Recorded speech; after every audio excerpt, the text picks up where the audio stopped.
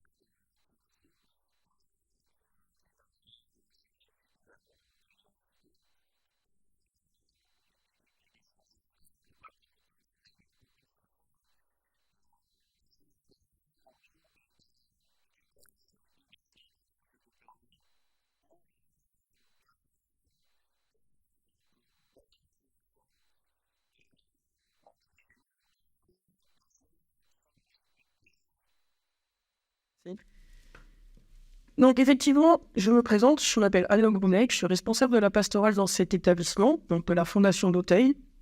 Nous accueillons ici un certain nombre de jeunes, je dirais peut-être 200, pas loin, si on compte le SAO, donc pour des jeunes qui sont présents, la maison d'enfants à caractère social, dont on a des jeunes qui sont présents aussi. Rien qu'à ces deux services, ça représente à peu près 180 jeunes.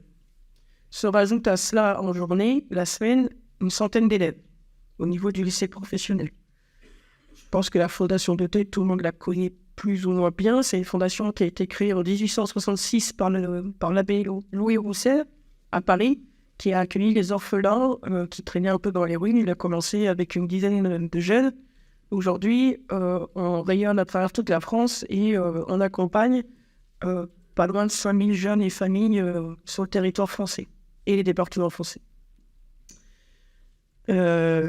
Pour cette conférence, du coup, nous accueillons le Père Baudin, qui prête, je précise, parce que tout le monde n'a pas tous les codes non plus, et c'est tant mieux parce qu'on est là pour ça, on est là pour se découvrir, on est là pour se connaître.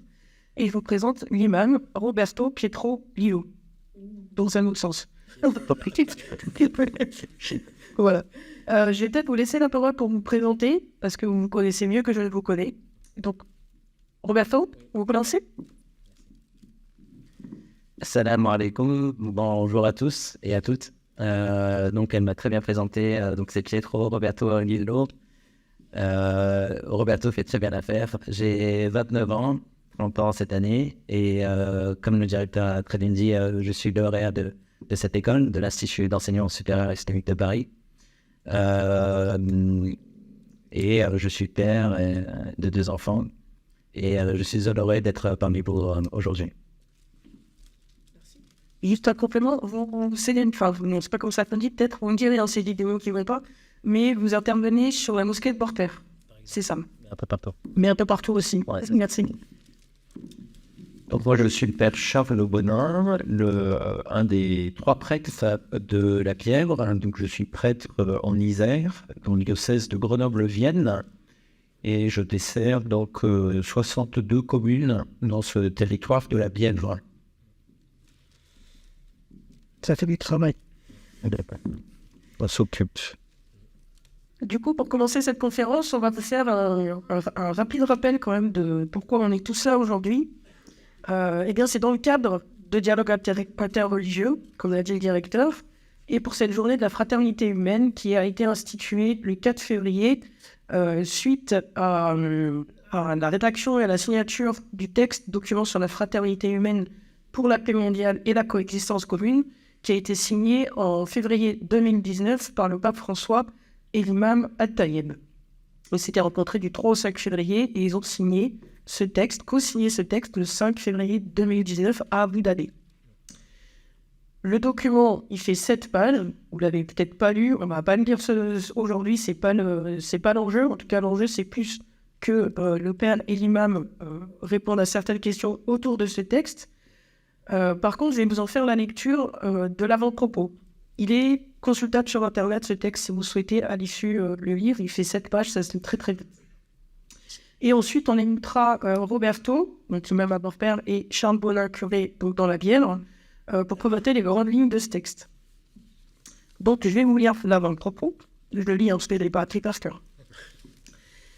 La foi amène le croyant à voir dans l'autre un frère à soutenir et à aimer. De la foi en Dieu qui a créé l'univers, les créatures et tous les êtres humains, égaux par sa miséricorde, le croyant est appelé à exprimer cette fraternité humaine en sauvegardant la création et tout l'univers et en soutenant chaque personne, spécialement celles qui sont le plus dans le besoin et les plus pauvres. Partons de cette valeur transcendante, en diverses rencontres dans une atmosphère de fraternité et d'amitié, nous avons partagé les joies, les tristesses et les problèmes du monde contemporain au niveau du progrès scientifique et technique, des conquêtes thérapeutiques, de l'époque digitale, des masses médias, des communications. Au niveau de la pauvreté, des guerres et des malheurs de nombreux frères et sœurs en diverses parties du monde, à cause de la course aux armements, des injustices sociales, de la corruption, des inégalités, de la dégradation morale, du terrorisme, de la discrimination, de l'extrémisme et de tant d'autres motifs. De ces échanges fraternels et sincères que nous avons eus, et de la rencontre pleine d'espérance en un avenir lumineux pour tous les êtres humains, est née l'idée de ce document sur la fraternité humaine. Un document raisonné avec sincérité et sérieux pour être une déclaration commune de bonne et loyale volonté, destinée à inviter toutes les personnes qui portent dans leur cœur la foi en Dieu et la foi dans la fraternité humaine, à s'unir et à travailler ensemble, afin que ce document devienne un guide pour les nouvelles générations envers la culture du respect réciproque, dans la compréhension de la grande grâce divine qui offre tous les êtres humains. Voilà. Écrit en 2019, concours d'actualité quand même. Après cet avant-propos, le document commence par une longue adresse où le pape et le grand imam se font les porte-paroles de Dieu, de l'âme humaine, des pauvres, des orphelins et des veuves, des peuples subissant la guerre, de la fraternité humaine, de la liberté, de la justice. Autant de valeurs et de réalités fondamentales préexistantes, donc transcendantes, à l'agir humain, ce qui est originel et de quoi nous sommes redevables. Alors, comme première question, je voudrais vous demander à partir de quoi pouvons-nous parler de fraternité humaine?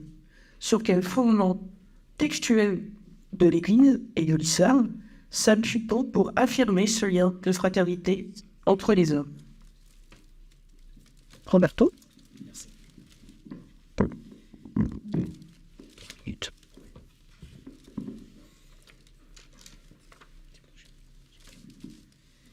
Donc, concernant les fondements textuels affirmant la fraternité humaine dans les textes, dans les sources islamiques. Alors, comme beaucoup doivent le savoir parmi nous, les musulmans ont deux sources principales, enfin deux sources primaires et une multitude de sources secondaires. Parmi les sources primaires, il y a le Coran et les paroles prophétiques. Et pour commencer, je vais m'appuyer sur un verset coranique qui est de la sourate des femmes, au premier verset. « Ô hommes, ayez de la piété envers votre Seigneur qui vous a créé d'un seul être et qui, ayant tiré de celle-ci son épouse, fit naître de ce couple tant d'êtres humains. Hommes et femmes, ayez de la piété envers Dieu, au nom duquel vous vous demandez mutuellement assistance, et craignez de rompre les liens de sang, les liens de famille. Certes, Dieu vous observe en permanence. » Ce qui est intéressant dans ce premier verset, c'est que Dieu débute la sourate, donc ce chapitre-là, par la création d'Adam et Ève, et il termine dans ce premier verset-là par le fait de ne pas rompre les liens de famille. Et en effet, En effet, quand on s'appuie sur les exégèses, par exemple, si j'ai choisi par exemple Mohamed Ali Sabuni, donc c'est un exégèse aussi qui est contemporain, mais on peut trouver aussi des exégètes plus antérieurs.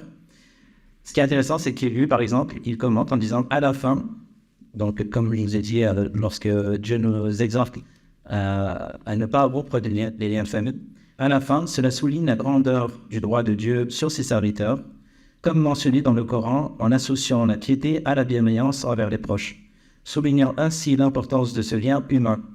Les hommes, tous issus d'une même origine commune, sont frères en humanité et de par leur lignée. Si les gens réalisaient cela, ils vivraient dans le bonheur et la sécurité, sans guerre dévastatrice, détruisant tout sur leur passage.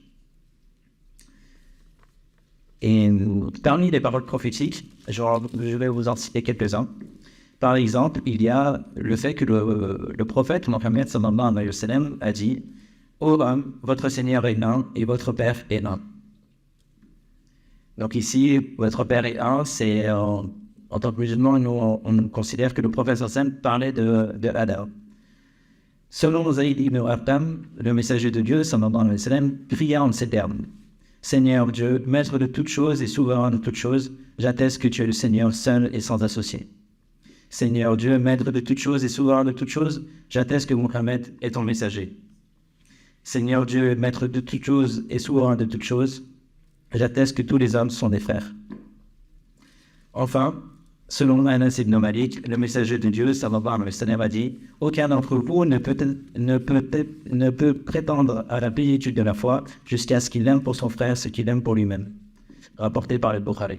Donc là, on voit que le prophète, sallallahu alayhi wa sallam, utilise le terme frère, et dans une autre parole, qui lui a aussi attribuée, il dit et aime pour les hommes ce que tu aimes pour toi-même, tu seras véritablement musulman. Donc ces deux phrases me rappellent aussi également une parole de Jésus qui se trouve dans l'Évangile. Donc voilà, je me suis permis d'étudier. C'est bien fait. Merci, très bon timing. Père Charles? Merci, mais je pense qu'on va puiser aux mêmes sources, mais je ferai un petit retour en arrière. Je pense que le fondement de la fraternité humaine, il est d'abord et avant tout anthropologique, c'est-à-dire qu'on peut le trouver dans la réalité de l'homme lui-même, sans avoir nécessairement et prioritairement recours à la foi ou à des textes religieux.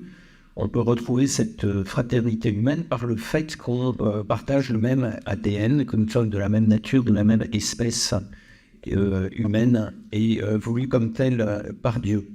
Donc il y a une communauté qui est déjà, une fraternité qui est déjà biologique, inscrite dans notre nature. Et ensuite les textes religieux, donc pour nous la Bible, vont venir confirmer ce qu'on peut constater dans le réalisme tout simplement de notre existence.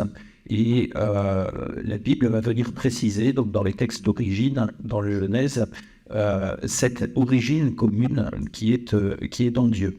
Donc la Genèse, elle exprime que Dieu a créé l'humain à son image et à sa ressemblance.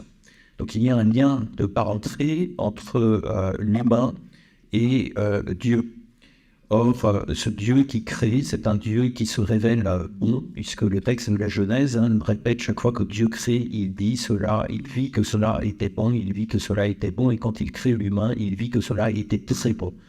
Donc une ressemblance, une connivence entre l'homme et son créateur, qui crée avec son esprit et par sa parole, donc qui est un Dieu d'amour. Et dans l'amour, il y a donc Dieu est unique, il y a un seul Dieu, mais il y a cette pluralité en Dieu parce qu'il est amour et qu'il crée par une profusion de son amour dans une relation. Donc on pourrait dire qu'à l'origine, il y a la relation. J'ai une très belle image qui me vient du plafond de la chapelle Sixtine, où on voit Dieu qui transmet la vie à Adam, et qui rentre en relation avec lui. Et cet Adam qui est façonné donc à l'image de l'homme, et l'homme qui est appelé à rentrer en communion avec Dieu dans cette relation à Dieu et les uns et avec son semblable. Et donc cette communion originelle, en fait, elle va être laissée, elle va être rompue par le premier péché originel. Et puis tout de suite après, il y a le meurtre de Abel par Caïn, et Dieu qui intervient et qui demande à Caïn: qu'as-tu fait de ton frère? Le sang de ton frère crie du sol vers moi, pour rappeler ce lien de fraternité originelle. Et ce lien, eh bien, il va être à l'origine du décalogue, avec ces préceptes relationnels qu'on y trouve, et en particulier celui du « tu ne tueras point » qu'on trouve dans le Deutéronome, chapitre 5, verset 17. Et les prophètes, eh bien, ne vont avoir de cesse de rappeler cette exigence de la fraternité. Je cite le prophète Isaïe, chapitre 22, verset 3, « Pratiquez le droit et la justice, tirez l'opprimé des mains de son oppresseur, ne maltraitez pas l'étranger, l'orphelin et la veuve, n'usez pas de violence, ne versez pas le sang innocent. » Et puis Jésus va bien sûr offert le résumé de toute la loi: aimer Dieu et son prochain, c'est l'accomplissement parfait de la loi, comme il le dit notamment au chapitre 5 de Matthieu, qui invite à l'amour même des ennemis, qui est un renversement de la loi du talion, cette loi du talion qui invitait à répondre à la violence par une violence proportionnée. Eh bien Jésus va la renverser en invitant à l'amour des ennemis. Voilà donc ce fondement qu'on peut trouver donc à la fraternité humaine. Merci beaucoup. Pour retrouver ce sens de la fraternité originelle, le texte s'arrête sur la nécessité d'adopter entre nous une culture du dialogue, de la collaboration et de la connaissance mutuelle comme moyen de croissance de la fraternité, dans la perspective du jugement ultime de Dieu. Quelle est donc la place de ces valeurs relationnelles dans nos religions et nos communautés, dans cette perspective finale, du jugement? Roberto. Oui. Merci. Vous avez 5 minutes. Ouais. Alors, ce que je vais faire, c'est que je vais m'appuyer directement sur le Coran. Et pour le Coran, ce qui est intéressant, c'est que, bon, d'abord, je vais commencer par l'étymologie. Donc, il y a le terme hiwar, qui est, en fait, hiwar, ça définit deux interlocuteurs, un dialogue et une compréhension mutuelle. Donc, à partir de ça, c'est à partir de ce mot-là que je vais utiliser, argumenter pour la notion de dialogue. Ce qui est intéressant de voir dans le Coran, c'est que Dieu dialogue avec toutes ses créatures. Donc, il dialogue avec ses prophètes, ses anges et même le diable. Dieu dialogue aussi avec les hommes, qu'il s'agisse de musulmans, des gens du livre, donc les juifs, les chrétiens, et également les athées, les païens. Alors même que le prophète sallallahu alayhi wa sallam est certain qu'il est dans la vérité, il doit respecter des règles du dialogue. Et les règles du dialogue sont inscrites dans le Coran, c'est Dieu qui va instituer ces règles de dialogue. Par différents versets, que je vais vous citer quelques-uns par exemple: appelle au chemin de ton Seigneur avec sagesse et bonne exhortation, puis discute avec eux sur un ton modéré. Allez trouver Pharaon, son impiété, sa proie de jour en jour, parlez-lui avec douceur. Donc là, ce qui est intéressant, c'est même avec Pharaon, quelqu'un qui se prétendait comme étant le Seigneur, quelqu'un qui oppressait un peuple, et bien malgré cela, Moïse devait se présenter à Pharaon en discutant avec douceur. Également, dans un autre verset, on discutait avec les gens du livre, donc les gens du livre, les juifs et les chrétiens, que de la manière la plus douce. Et encore dans un autre verset, voici ma voix, appelée à Dieu en toute clairvoyance. Donc là, ce qu'on retient, c'est le ton modéré, c'est la sagesse, et la clairvoyance et la douceur. Il existe différents types de dialogues qu'on peut retrouver dans le Coran. La discussion, l'exhortation, l'argumentation, l'éloquence. Mais ce qui est intéressant, c'est que lorsque Dieu parle du type de dialogue avec les gens du livre, donc avec les juifs et les chrétiens, il utilise donc le terme de la discussion, donc ce que je vous ai dit précédemment. Donc c'est le fait d'être doux et d'utiliser des points communs sur le terrain d'entente dans le respect et la reconnaissance à l'autre. Je vais vous donner des exemples. il y a eu par exemple une délégation de dignitaires religieux chrétiennes qui venaient du Najran et ils étaient venus pour débattre de la divinité de Jésus. Le prophète sallallahu alayhi wa sallam les a reçus avec un dialogue. Il y a aussi également l'accueil du roi Négus. Le roi Négus, donc c'est l'actuelle Éthiopie à peu près. Donc c'est l'Érythrée, l'Abyssinie, en fait exactement l'ancienne Abyssinie. Donc il y a eu l'accueil du roi Négus. Il y a aussi les mariages interreligieux. Par exemple, le prophète sallallahu alayhi wa sallam qui s'est marié avec Maria, une chrétienne copte d'origine égyptienne. Et je pourrais citer plein d'autres exemples, mais par exemple, comme on a vu précédemment avec les étudiants, c'était l'accueil de Sidna Omar à Jérusalem lorsqu'il reçut les clés de la Terre Sainte.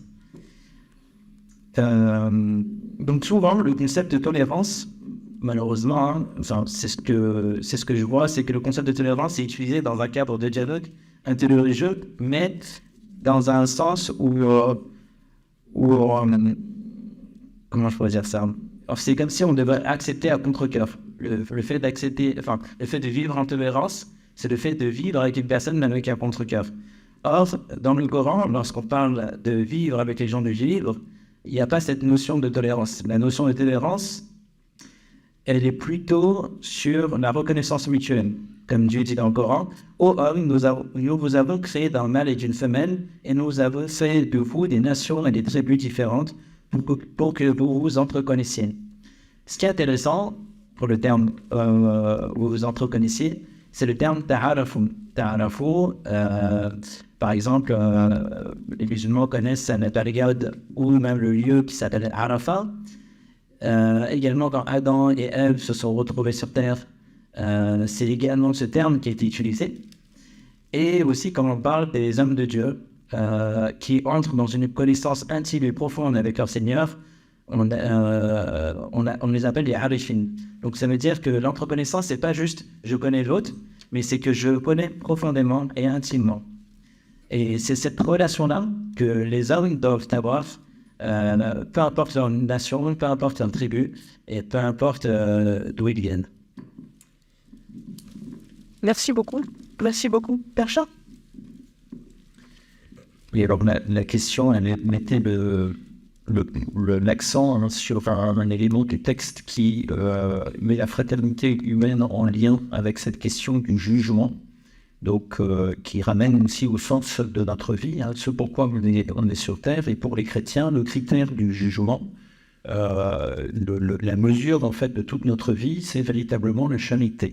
Le commandement qui rassemble tous les autres, comme je l'ai dit précédemment, c'est celui de l'amour du prochain et des ennemis. Et on le voit en particulier au chapitre 25 de Matthieu, où Jésus rappelle « Tout ce que vous avez fait au plus petit d'entre les miens, c'est à moi que vous l'avez fait. » Parce que on est appelé à reconnaître dans chacun, en particulier dans les plus pauvres, les plus petits, les plus faibles, cette image de Dieu à l'image duquel on a été créé. Donc l'amour de Dieu et du prochain se rassemblent et sont la totalité de la loi. Dans le discours de Jésus, c'est l'accomplissement de toute la loi et des prophètes. Et Jésus dit par ailleurs, c'est à l'amour que vous aurez les uns pour les autres, et vous reconnaîtra pour mes disciples dans l'évangile de Jean au chapitre 13, verset 35. Et alors ça, non seulement Jésus le dit, c'est l'essence même et c'est le cœur de son enseignement, l'amour du prochain et même des ennemis, mais il le pratique à travers toute sa vie, et notamment par ce geste très symbolique et puis lavement des pieds de ses disciples, qu'il accomplit donc juste avant sa passion et sa mort sur la croix. Il exprime également dans cette parabole très symbolique aussi, qu'on connaît bien, du Samaritain qui vient au secours de l'étranger qui est tombé aux mains des voleurs. Et c'est justement un étranger, un païen, qui vient au secours de celui qui a été battu sur le chemin. Donc cet amour du prochain, c'est véritablement le cœur de la vie chrétienne et de l'enseignement du Christ dont il a donné le témoignage en offrant sa vie sur la croix. Et c'est précisément ce qui nous fait ressembler à l'image de Dieu, de ce Dieu d'amour qui crée en ceux dans une profusion d'amour qui déborde comme de lui-même et que nous sommes invités à reproduire par des relations de charité. Alors cette tension qui existe dans la foi chrétienne vers la communion avec Dieu et la communion entre les frères et sœurs, peut-être qu'elle est plus spécifiquement chrétienne, mais elle pointe vraiment sur une relation avec Dieu et avec son prochain. Et plus on est en relation les uns avec les autres, plus on est humain, plus on est ce pourquoi nous avons été créés, à cette image de Dieu. Alors ce qui est peut-être remarquable aussi, c'est de voir que dans ce texte sur la fraternité humaine, tout va pointer vers l'être de Dieu. Il y est question de la paix, il y est question de la justice, du bien, du beau, c'est-à-dire tout ce qui dit l'être, tout ce qu'on appelle les transcendantaux, c'est-à-dire cette déclinaison d'une certaine manière de l'être. Or, Dieu seul est de manière absolue, et plus on va mettre en œuvre ces transcendantaux, le bien, le beau, le vrai, chercher l'unité, c'est-à-dire la paix entre nous, et la justice, donc le bien, plus on va se rapprocher de cet être absolu qui est Dieu.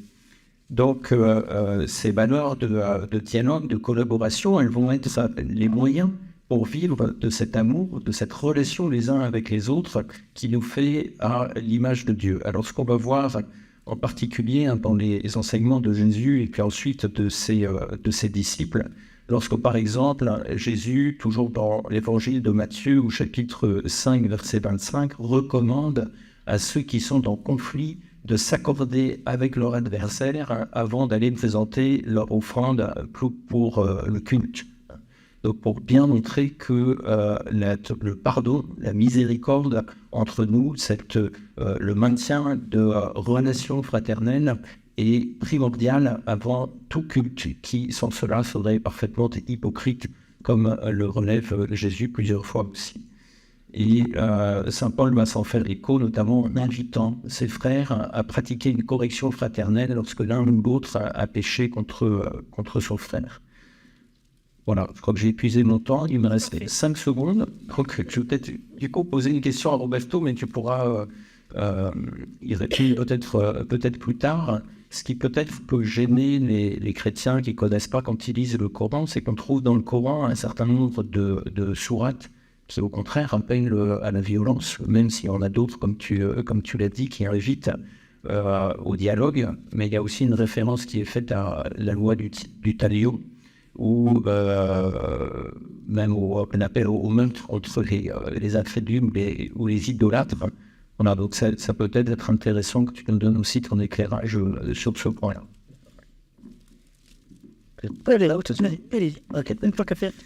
Alors, concernant les versets qui évoqueraient une certaine violence, moi j'invite, pourquoi pas, à les découvrir, soit ensemble, soit si vous avez ces versets-là, parce que moi personnellement je ne les ai pas encore trouvés de cette façon, alors sauf si on s'arrête uniquement sur le verset lui-même.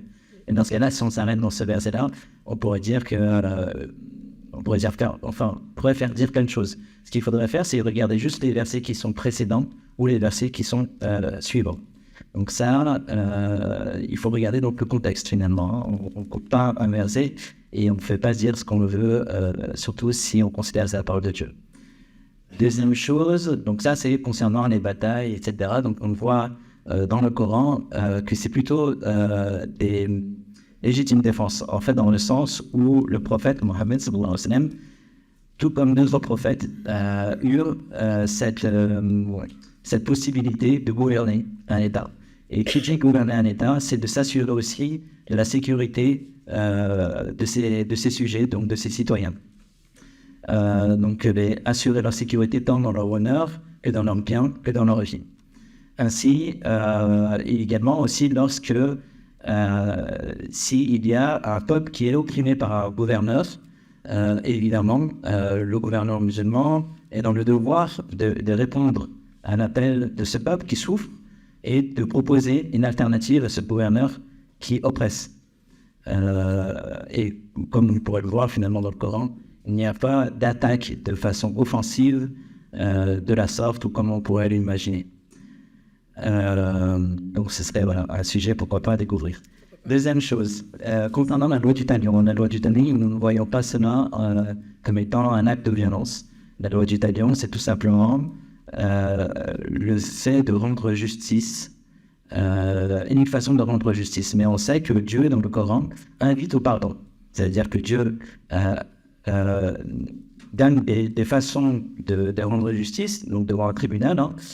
Donc c'est pas parce qu'une personne a volé ta pomme que tu vas demander à ce que la personne ait la main coupée. Non, c'est pas pour ça. C'est par exemple lorsque la chose a une certaine valeur, lorsque la personne qui est voleur ne commet pas parce qu'il est en train de souffrir de faim, de pauvreté, etc. Donc il y a aussi un aspect pédagogique de savoir pourquoi il vole, et même s'il vole, dans tous les cas, la victime est invitée à pardonner. S'il n'arrive pas à pardonner, alors il est invité au moins à demander une compensation financière. Mais s'il est très rare de voir, en tout cas, surtout à l'époque du prophète, Mohammed sallallahu alayhi wa sallam, de voir des personnes demander à une justice capitale, demander le plus haut possible. D'ailleurs, moi, ça me fait penser à une parole de Sidna Ali, donc le cousin et le gendre du prophète, sallallahu alayhi wa sallam, qui était élu le 4e calife. Et c'est une personne, ce qui était intéressant, c'était lorsqu'il était sur le champ de bataille. Donc il faut voir là-dedans en fait de la bravoure, parce qu'il faut savoir sortir de sa zone de confort, se sacrifier pour les sujets, pour les citoyens qui dépendent de eux, et c'est eux qui vont aller se sacrifier sur le combat. Et quand il était sur le combat, ce qui était intéressant, c'est qu'à un moment, son ennemi lui a craché au visage. Il lui a craché au visage, et à ce moment-là, il s'est retenu de ne pas le tuer. Pourquoi? Parce qu'il a dit, j'avais peur que ce soit mon ego qui réponde. Et le but de la guerre, c'est pas que l'ego réponde, c'est-à-dire, c'est pas une notion de vengeance, c'est une notion de répandre la justice, c'est une notion d'assurer la justice sur terre. Et donc, c'est que dans des cas extrêmes. Et enfin, dans l'Empire ottoman, pour revenir encore à la loi du talion, on sait que pour atteindre ce type de peine capitale, par exemple, pour le vol, c'était 7 fois, si la personne a répété 7 fois le fait de voler un objet qui a une certaine valeur. Également, lorsqu'on va parler de fornication, donc des rapports en mariage, également, il faut avoir aussi un certain nombre de témoins, 4 témoins oculaires, c'est-à-dire c'est pas juste on les a vus en train de se faire des bisous. Non, c'est vraiment un acte sexuel qui est fait, et il faudrait qu'il y ait 4 témoins oculaires. Donc on va dire, c'est plus des lois qui font peur, dans le sens où les personnes normalement constituées se disent, ah oui, si ces lois elles sont aussi hautes et aussi fermes, c'est que c'est vraiment un mal pour nous d'agir de cette conséquence. Merci pour ces précisions et pour cette question. Ça permet d'y voir un petit peu plus clair. On continue avec le texte. Dans ce texte, ensuite, le pape et le grand imam ont fait des constats et ont essayé d'en sortir des causes. Et ils s'adressent ensuite à tous les leaders et à tous les acteurs politiques, économiques et culturels du monde, les appelant à se joindre et à partager ces moyens de dialogue, de collaboration et de connaissance en vue de la paix. Il fait une liste des causes de la crise du monde moderne, constatée, qui est même appelée une 3e guerre mondiale par morceaux. En voici quelques-unes.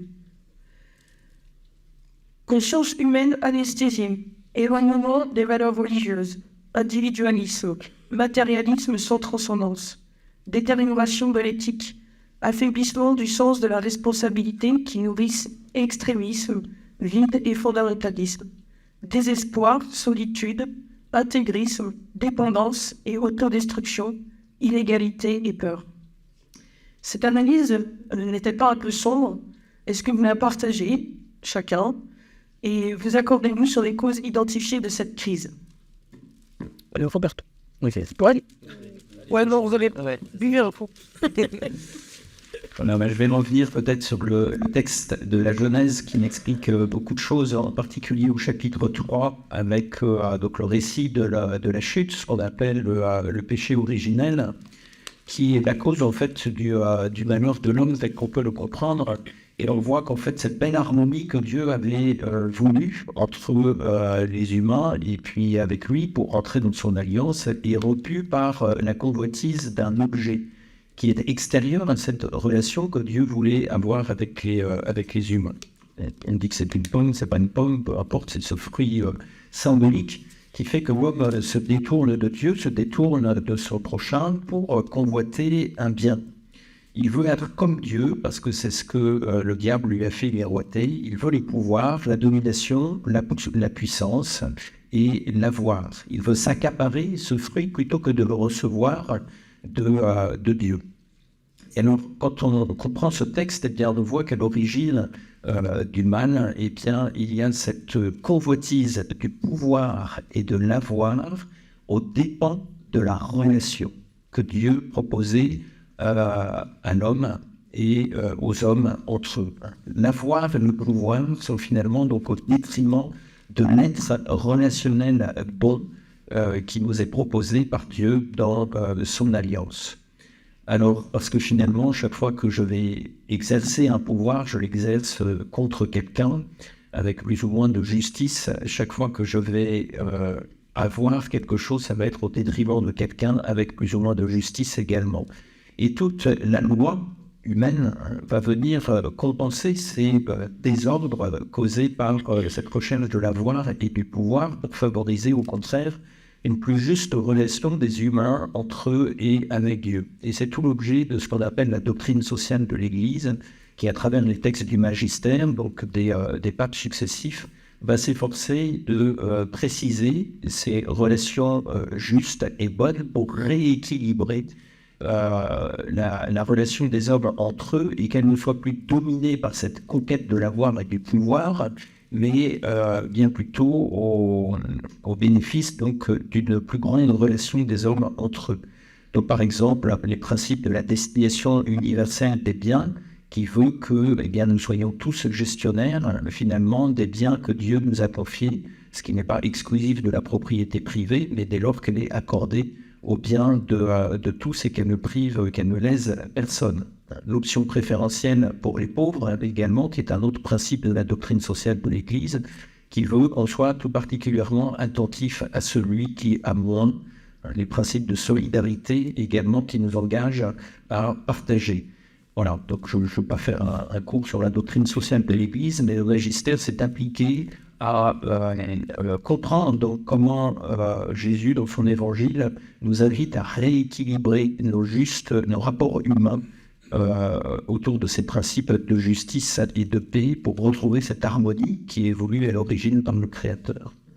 Et la loi doit permettre finalement de grandir dans une plus grande humanité. Elle ne doit pas être en vue d'avoir plus ou d'avoir davantage de pouvoir, mais de devenir meilleur. Et c'est sans doute un lieu où les religions eh bien, peuvent entrer dans un dialogue fécond avec le législateur pour favoriser ce qu'il y a de meilleur dans l'homme plutôt que d'entretenir cette convoitise de l'avoir et du pouvoir. Et on voit bien que l'origine des guerres et des conflits est souvent attisée par cette convoitise d'avoir plus ou d'exercer son pouvoir sur l'autre.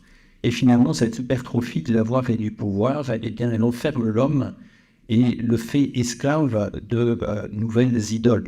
C'est tout ce qui fait le lit du matérialisme, notamment de l'individualisme, de l'enfermement sur soi, où finalement l'homme veut se faire Dieu, mais il se rend esclave de lui-même et il asservit les autres dans cette conquête de l'avoir et du pouvoir. Alors j'aime bien cette citation de Dostoïevski qui explique un peu ça. Il dit « Si Dieu n'existe pas, je suis Dieu.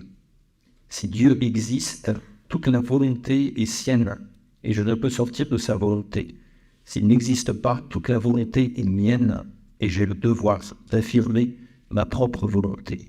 Si j'affirme ma propre volonté sans aucune relation à une transcendance, c'est-à-dire à un Dieu qui vient réguler ces relations humaines, eh bien je suis moi-même souverain et je peux déterminer ce qui est bon pour moi et exercer ma volonté, exercer mon pouvoir, y compris au détriment de l'autre. Donc cette saine relation à Dieu, cette conscience que Dieu est là pour appeler les hommes à une alliance avec lui, à une fraternité les uns avec les autres, c'est finalement fondamentalement ce qui va les libérer de cet esclavage, de l'avoir et du pouvoir. Voilà, donc effectivement, je mentionne avec ce qui est dit dans ce texte et qui analyse des causes justes des conflits et de ce manque de fraternité humaine qu'il peut y avoir entre eux. Merci beaucoup, Roberto. Donc la question c'était, pour récapituler, donc c'est le constat, c'est exactement ça, c'est le constat. Et le constat un peu sombre, en effet, est-ce que vous partagez ce constat? Ah oui, personnellement, je partage. D'ailleurs, comme Charles sait, je me suis appuyé sur les travaux de René Guénon, de Thomas Sibille également et d'autres auteurs. Ce qui est intéressant, je vais vous narrer une histoire, je pense que tout le monde connaît. C'est celle racontée par Platon concernant l'Atlantis. Il raconte que c'était une civilisation très avancée tant dans la technologie, qui respectait la nature, etc. Et qu'ils agissaient avec sagesse et en conformité avec les lois divines. Et ce qui est intéressant de voir, c'est que Platon va raconter la chute d'Atlantis, donc le fait que l'Atlantide ou Atlantis. L'Atlantide, je crois. L'Atlantide, ouais. Qu'importe. Je crois que c'est Atlantis, je crois que c'est en fait grec. C'est possible. Ouais. Et ce qu'on voit, c'est qu'en fait, finalement, cette cité va couler sous les eaux à cause de leur immoralité, leur arrogance, cette recherche du pouvoir et des choses éphémères. Et on retrouve ces notions-là, on retrouve aussi dans d'autres traditions, comme chez les hindous, lorsqu'on va parler de différents âges, et qui disent qu'actuellement on vit dans un âge où les vices sont maîtres de son monde. Et René Guénon va avoir cette approche très conceptuelle donc, de notre époque à nous, et il va arriver à une conclusion que finalement c'est depuis qu'on est rentré dans la modernité. Alors qu'est-ce que la modernité? Je ne vais pas parler de la modernisation des routes, des voies ferrées ou des téléphones, c'est pas ça le vrai problème. Le vrai problème de la modernité, c'est cette rupture de la relation entre l'homme et son Seigneur, entre l'homme et Dieu. C'est à partir de ça où on a vu une dégradation des sociétés. C'est également, donc, par ricochet, donc aussi une rupture des valeurs morales. Maintenant, on remet en question les valeurs qui nous ont été transmises durant des siècles et qui ont animé l'humanité durant des millénaires. Et maintenant, actuellement, on est dans une phase de chercher, on est dans une phase de désir à chercher du confort en oubliant le sens de notre vie. On cherche un confort tellement extrême que finalement on ne se rend pas compte que ce qui est inné en nous, c'est notre origine paradisiaque finalement. C'est que le fait qu'on a un retour de repartir au paradis, comme Charles a évoqué, la chute d'Adam et Ève, pour nous, Adam et Ève ont été pardonnés par Dieu, mais ils vivent quand même parmi nous dans un monde d'illusions qui se détériore. Et on a donc tous cet espoir de vivre en tant que croyants dans un paradis. Donc on a des conceptions différentes du paradis, mais c'est quand même un endroit de bonheur, de béatitude et de paix, de sécurité, etc. Et l'humain, donc à force de rester et d'être ancré dans le matérialisme, pense qu'il trouvera son bonheur et sa paix et sa sécurité dans du matériel. Donc c'est pas mauvais d'allumer la lumière, d'avoir le jour et la nuit, comme dans Les Visiteurs, ou se déplacer à très haute vitesse, etc. C'est pas mal en soi, mais c'est l'intention, et c'est ce qui aussi va nourrir le cœur, à partir de quoi on nourrit notre cœur. Et c'est également la deuxième chose, cette illusion de défier la mort. Donc le fait de nous faire croire qu'en investissant énormément dans certains dans certains secteurs, on pourra défier la mort. Or, cela est un mensonge de Satan. Et ce mensonge de Satan a déjà été utilisé par Satan lui-même envers Adam et Ève. Dans le Coran, on voit que Satan use de ce mensonge-là en disant que si vous voulez vivre éternellement comme les anges, si vous voulez être immortel, excusez-moi, si vous voulez être immortel comme les anges, eh bien, goûtez de cet arbre. Goûtez de ce fruit de cet arbre. Et on voit finalement que c'était un mensonge. Et là, actuellement, on est en train de vivre cette course à défier la mort. Donc, on investit des milliards et des milliards pendant ce temps que d'autres personnes souffrent de pauvreté, de solitude et de vrais problèmes. Concernant ça, donc, le fait d'être en rupture avec Dieu et le fait d'être en rupture avec un monde au-delà du monde, c'est qu'on a plus de but d'une vie de l'au-delà, et donc le fait qu'on a plus cette relation, ça nous coupe cette confiance et cette paix intérieure, ce qui m'a provoqué des anxiétés, des désespoirs, et on voit que depuis aussi l'entrée dans la modernité, on voit que ça s'est accentué, même le stress, etc. Beaucoup de mots se sont accentués, donc le MAUX, évidemment.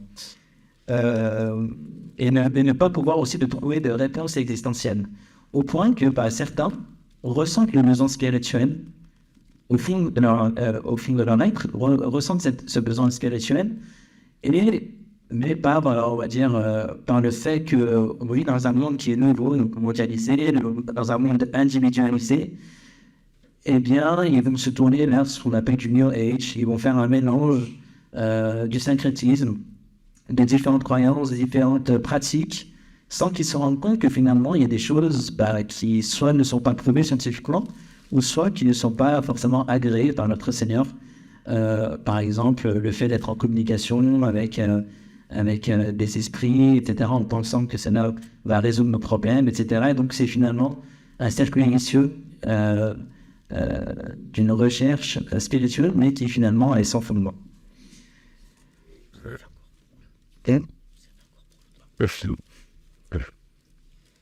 Donc, moi, ce que j'aimerais te conclure, c'est cette prise de conscience de ce qu'est la modernité. Cette prise de conscience et on voit que finalement, après avoir détruit la relation entre l'homme et Dieu, cela se répercute par la destruction de la famille. Et qui dit destruction de la famille, dit aussi la destruction de la société. Autrement, maintenant, on est dans une...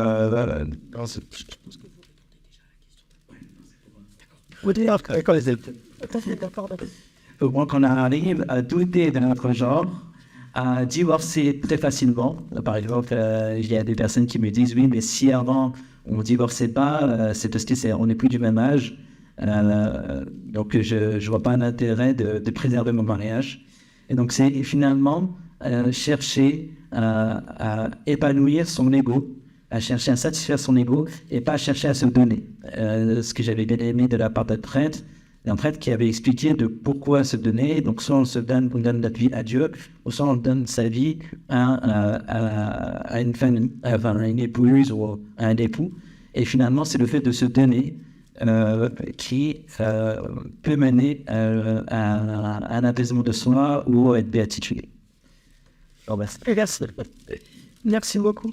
Donc effectivement, Roberto a commencé à introduire un peu des solutions, comme l'ont fait, pas encore, mais à réfléchir à quelque chose, comme l'ont fait le pape et Laurent-Timban, puisque ce texte a pour ambition d'initier un changement dans cet état de fait. Il se veut porteur d'une espérance et propose des solutions et des priorités pour établir une paix durable. Le pape et le grand imam insistent donc sur 2 points qu'il développe en un certain nombre de mesures à mettre en œuvre. La famille, donc, comme l'a déjà évoqué Roberto, la protection de la vie de son commencement à la mort naturelle. Et le deuxième point, c'est l'éducation saine avec un enseignement religieux juste et l'adhésion aux valeurs morales. Donc, messieurs, en quoi et pourquoi ces deux axes sont prioritaires, l'éducation, la famille? Quelles mesures proposez-vous qui toucherait le plus et en aurait-il qui font apparaître des difficultés particulières? Merci. Donc, effectivement, je n'ai pas dépassé les 5 minutes. Parce que, Roberto, on a déjà parlé, je pense qu'on est assez d'accord sur ces deux points, ces deux valeurs fondamentales que sont la famille et l'éducation. Pourquoi? Parce que la famille, c'est la cellule de base de toute société. C'est le lieu où l'enfant apprend à grandir dans le respect de ses parents et puis de ses frères et sœurs. C'est le lieu aussi où il apprend à prendre soin du plus fragile, où il apprend la dignité, aussi bien du nourrisson que du vieillard, et qui est donc structurante pour toute sa vie et pour la société. C'est la cellule de base, véritablement, comme l'a rappelé plusieurs fois le magistère de l'Église catholique et de la société. Et dès lors que cette cellule de base est ébranlée, dès lors qu'elle n'est plus protégée, dès lors qu'elle est fragilisée, comme l'a dit Roberto, soit par des divorces ou bien par l'avortement ou d'autres relations qui mettent à mal cette cellule de base dans laquelle la personne va pouvoir se structurer comme individu social et plus tard comme citoyen, eh bien nos sociétés en souffrent et sont mises à mal parce que cela nourrit tout simplement l'individualisme, alors que c'est dans la famille qu'on apprend en premier lieu la relation et une saine relation ajustée à l'autre. Donc que la priorité soit de protéger la famille, c'est la base et évidemment ce par quoi il faut commencer pour grandir en fraternité humaine. Et le deuxième cercle éducatif de la personne, c'était évidemment l'éducation, pas seulement les structures éducatives, je pense à l'instruction publique, c'est pas seulement la connaissance qu'on va pouvoir acquérir à l'école, et surtout la formation intérieure de l'être humain, comme être de relation. Donc l'école a ce rôle à accomplir, mais aussi, ça tombe bien que nous soyons aux apprentis d'Auteuil, qui est un institut d'éducation, pour apprendre à se confronter à l'autre, respecter l'autre dans cette différence, dans la pluralité, et permettre ainsi un épanouissement de chaque individu en lien avec les autres. Pas comme une monade, pas comme quelque chose d'isolé, mais véritablement comme un autre moi-même avec qui je vais pouvoir grandir en apprenant à coopérer. Et c'est ça la base de la fraternité humaine. Alors, dans la question, il y avait est-ce qu'il y a des limites dans ce texte? Je vais peut-être juste en citer deux. La première limite, c'est l'autorité de ce texte qui, aussi bien dans l'Église catholique que pour l'islam, est un accord entre deux personnes qui ont une autorité morale, mais qui parlent comme personne et comme amis, comme autorité morale, mais ce ne sont pas des textes véritablement doctrinaux. En tout cas, ça peut être un texte inspirant pour chacun d'entre nous. Mais voilà, je tenais à mentionner quand même cette limite de l'autorité du texte. Et une deuxième limite que je peux voir qui a été beaucoup critiquée, en tout cas dans l'Église catholique, c'est lorsqu'il est question de pluralisme voulu par Dieu. Alors, est-ce que Dieu veut le pluralisme des races, des individus, des religions? On peut en discuter. En tout cas, il faut s'entendre sur ce que Dieu veut et sur ce que l'imam et puis le pape ont voulu dire à travers cette expression de pluralisme voulu par Dieu. Dieu nous a voulu certainement multiples et différents. Ça, on le constate tous les jours. C'est ainsi qu'on a été créé. Et cette pluralité, cette multiplicité est bonne parce qu'elle nous permet de nous confronter à nos différences. Et nos différences nous font grandir. Mais il ne faut pas comprendre ce pluralisme comme un relativisme qui voudrait que tout ce vaut est équivalent et que chacun peut définir la norme qui lui convient. Au contraire, cette différence, elle est bonne dans la mesure où elle nous permet de nous enrichir les uns et les autres dans un dialogue fécond qui nous permet de chercher ensemble la vérité. Et cette vérité, elle n'est pas plurielle, elle est une. En revanche, avec nos pluralités, nous sommes appelés à rechercher ensemble cette unité de la vérité qui nous rassemble autour de quelque chose de plus grand que nous, qui nous permet de grandir justement en fraternité. Merci beaucoup. Roberto, à vous. Je rejoins totalement Charles sur la notion du pluralisme. Donc en fait, c'est pas le fait de... C'est exactement ça. Donc il y a ce pluralisme culturel, ethnique, etc. Et cela est la volonté de Dieu. À plusieurs reprises, dans différents versets coraniques, on peut retrouver cette preuve de l'existence divine, du fait que l'homme est pluriel. Par exemple, le verset que j'avais cité précédemment concernant l'entreconnaissance, mais aussi j'ai un autre verset en tête, c'est le fait que Dieu compare la diversité humaine de ces différentes couleurs et ces différentes origines comme les fleurs de différentes couleurs et différentes origines. Donc ça, je trouve ça assez beau et assez poétique. Concernant les valeurs familiales, donc oui, exactement, il y a aussi l'avortement qu'on trouve comme quelque chose qui est contraire finalement à l'humanité, si on veut appeler vraiment l'humanisme. Ce serait contraire finalement. Donc en fait, le but de l'avortement, si on essaie de bien comprendre les démarches, c'est que finalement une personne, parce qu'il ne s'attendait pas à avoir un enfant, parce qu'il ne voulait pas avoir un enfant, alors je ne parle pas de certains cas de viol ou quoi que ce soit, mais juste par question d'ego, eh bien je vais avorter, je vais tuer la vie que Dieu a mis au sein de moi. Également, la notion de comment on peut appeler ça, l'euthanasie passive et active. Donc il y a deux sortes d'euthanasie. Il y a l'euthanasie passive, c'est-à-dire le fait de débrancher. Il n'y a pas de mal en soi si une personne souffre trop.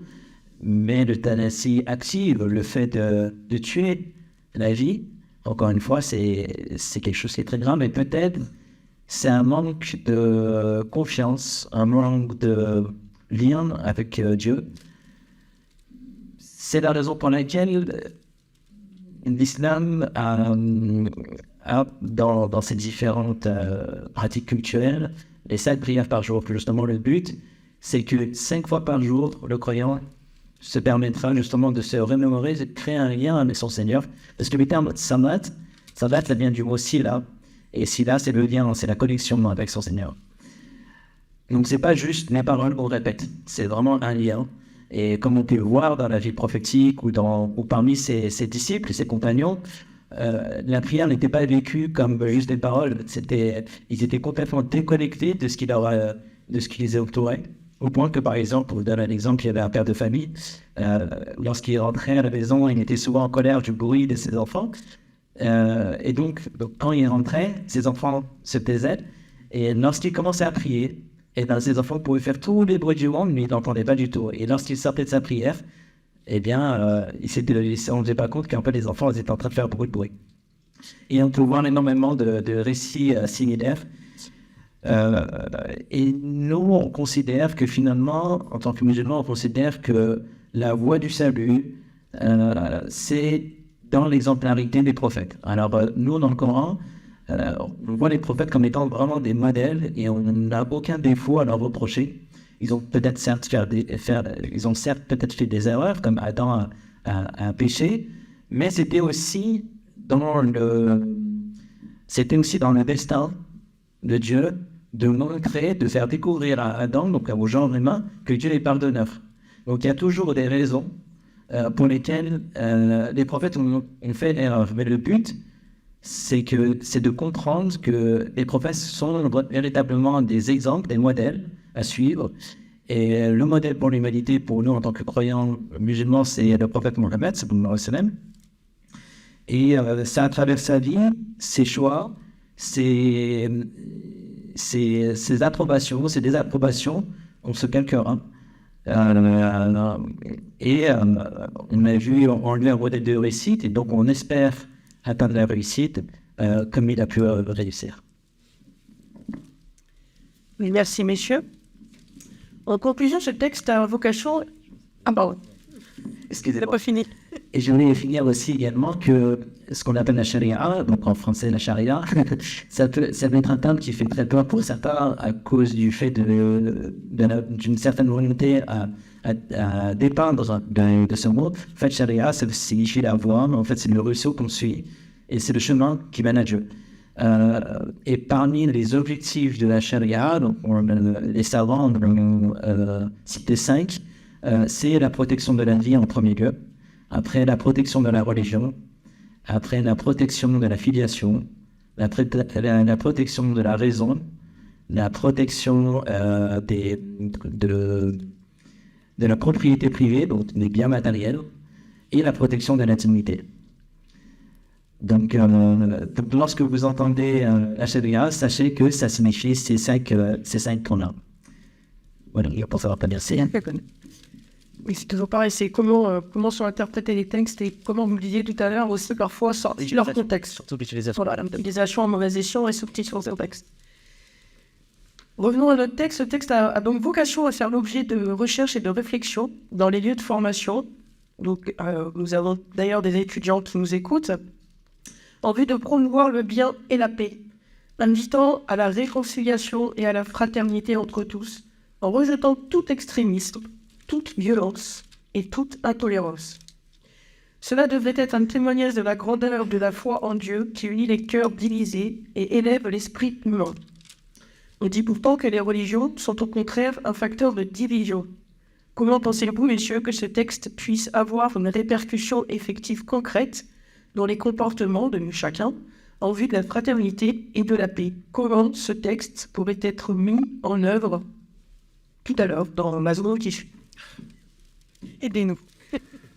En faisant ce qu'on fait aujourd'hui, par exemple, je pense que ça peut être un bel exemple de dialogue interreligieux, d'essayer de se comprendre, de dépasser les méfiances qu'il peut y avoir pour mieux se connaître et se connaissant mieux et bien rentrer dans un dialogue qui soit fécond et surtout retrouver ce qu'il y a de commun au-delà de tout communautarisme, retrouver cette notion fondamentale d'être. Lorsque ensemble on cherche le bien, le beau, le vrai, l'unité dans la paix et dans la justice, eh bien on peut se rassembler, même si on a des angles d'approche qui peuvent être variables et différents. Donc inviter effectivement des rencontres comme celle-ci, je pense que c'est la base pour dépasser tout relativisme, pour dépasser l'opinion également et lutter contre des corporatismes qui enferment sur soi-même dans une mesure défensive et protective, plutôt que d'aller à la rencontre de l'autre dans sa diversité en recherchant ce qu'il y a de commun et ce à quoi Dieu nous appelle, c'est-à-dire à être des hommes et des femmes debout en relation les uns avec les autres et dans cette recherche commune de Dieu qui est l'être, la vérité, le beau, le bien et le vrai. Voilà, ça c'est le premier aspect. Et puis le deuxième aspect que je ne détaillerai pas, mais c'est d'apprendre peut-être aussi à faire ensemble, à vivre ces relations les uns avec les autres en nous mettant ensemble peut-être à l'écoute du plus petit, de celui qui a le plus besoin dans des œuvres par exemple de solidarité. Merci. Roberto? C'est exactement ce que j'allais dire. J'ai l'impression la conclusion ensemble. C'est exactement. Donc oui, donc accentuer ou mettre de l'importance c'est surtout mettre de l'importance à ce type d'événement. Donc c'est pas forcément moi, non, ça peut être d'autres imams. Je cherche pas forcément à avoir une certaine place. Et également, il y a le fait de s'engager. Alors, pour partir étape par étape, ce serait un élan du cœur. Ce serait un élan du cœur vers autrui, vers son prochain. Peu importe l'âge qu'on a, peu importe si on est adolescent, si on fait partie des personnes qui ont de la sagesse. Et c'est la réalité. Et peu importe notre âge, mais voilà, si on peut se donner les moyens, peu importe selon la capacité, voilà, c'est d'avoir cet élan du cœur en premier lieu. Par la suite, d'avoir des gestes quotidiens. Donc ça peut être avec les membres de la famille, nos voisins surtout parce que j'ai l'impression qu'il y a comme une perte des relations entre voisinage. Et au point que finalement, quand je suis arrivé à Bordeaux, parce que ça fait pas longtemps que j'habite dans ce secteur, la fête des voisins, je crois que j'ai jamais vécu ici. Donc ce serait quelque chose à mettre en place, pourquoi pas. Côté Saint-André, je sais pas, mais vous le savez mieux que moi. Mais ce serait pas juste une fête des voisins, voilà, ce serait des gestes quotidiens. Et la troisième chose, ce serait un engagement. Et c'est là où j'arrive à cette notion d'engagement. Comme Charles dit, il y a énormément d'associations, il peut y avoir le secours catholique, secours islamique, le secours populaire, etc. Ou même en créant nous-mêmes nos propres associations. Le plus important, c'est d'agir. Il ne suffit pas juste de parler. Encore plus si on est le croyant, parce que Dieu sait qu'on a des responsabilités sur ça. J'ai d'autres suggestions aussi, parce que je me suis dit peut-être qu'il y aurait des élus qui seraient présents. Ce serait aussi l'initiative de mettre en place une journée de fraternité. Donc ça peut être sous forme de fête ou autre type d'événement. Mais voilà, une journée consacrée à rappeler la notion de fraternité qui nous est chère normalement en tant que Français, parce que ça fait partie de la devise française. Et souvent c'est battu, on parle beaucoup de liberté et d'égalité. Et surtout quand on parle de liberté et d'égalité, on parle des droits. C'est mon droit, c'est mon droit, c'est mon droit. Mais on ne parle pas assez de c'est mon devoir. C'est mon devoir et c'est mon devoir. Donc voilà, je vous remercie. Merci beaucoup. Alors moi, je rajouterai que régulièrement aux apprentis d'hôtel, je t'en parle puisqu'on est chez nous, au vu du public aussi qu'on a, on pratique souvent effectivement ces petits temps de fraternité. Un exemple très concret, vendredi après-midi. Alors j'utilise beaucoup cet exemple maintenant parce qu'il m'a sauté aux yeux. Vendredi après-midi, Chandeleur, on a fait des crêpes d'origine bretonne. Ces crêpes ont été faites par un jeune Malien, un jeune Ivoirien. Ils sont pas là d'ailleurs. Ah, ils sont là. Souleymane et Mamadou. Donc ils ont fait tous les deux la pâte à crêpes. Ensuite, la pâte à crêpes, elle a été cuite par 2 Tunisiens et un jeune Bengadais, je vois Gaël là-bas, au fond, qui a tué les crêpes comme un vrai petit breton, parce qu'elles étaient magnifiques. Et tout ça sur de la musique indienne, à discuter de religion. C'est mon origine. Je pense que si ça, c'est pas de la fraternité, moi, je ne m'y connais pas. Donc, voilà, n'hésitez pas à utiliser les petites traditions qu'on peut avoir pour partager tous ensemble. Et on a vraiment vécu un beau moment de fraternité. Et je vous rejoins tous les deux, effectivement. C'est des petits actes de la vie quotidienne. Et si nous, on ne commence pas à montrer l'exemple, eh ben, commençons à montrer l'exemple déjà autour de nous. Et dès qu'on fera d'autres ateliers et d'autres choses, on vous invitera avec grand plaisir, messieurs. Et vous aussi, chers paroissiens, parce qu'on fait des belles choses ici. On va probablement aussi programmer une soirée sur de l'interreligieux au moment du carême, qui se joint justement à nos frères et sœurs qui vont faire le ramadan au même moment que nous. Donc là, je pense qu'effectivement, c'est sauter sur l'occasion, comme vous le disiez, non, Roberto, c'est sauter sur les bonnes occasions pour passer le message et être artisan de paix, comme dit, je crois. C'est pas n'importe Dieu qui disait ça. Non, c'était Saint François. Être des artisans de paix. Je tiens à vous remercier, Charles, Roberto et Bernard, pour avoir passé du temps avec nous et nous avoir éclairés. Merci à vous, cher public.